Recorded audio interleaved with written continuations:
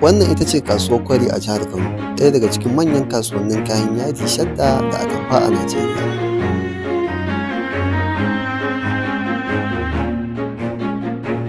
A nan ne ake sayar da kayan yadi iri-iri kamar lace, shadda, atamfa da sauran kayan ɗinkin da ake kaiwa jihohi da dama.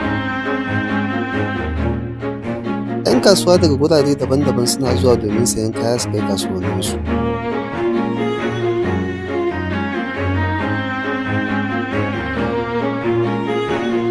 Idan kana son mu ƙara nuna maka wasu wurare masu ban sha'awa a Kano da sauran jihohin Najeriya, ka yi following na wannan page, sannan ka rubuta wanne gari kake son mu kai ziyara a comment.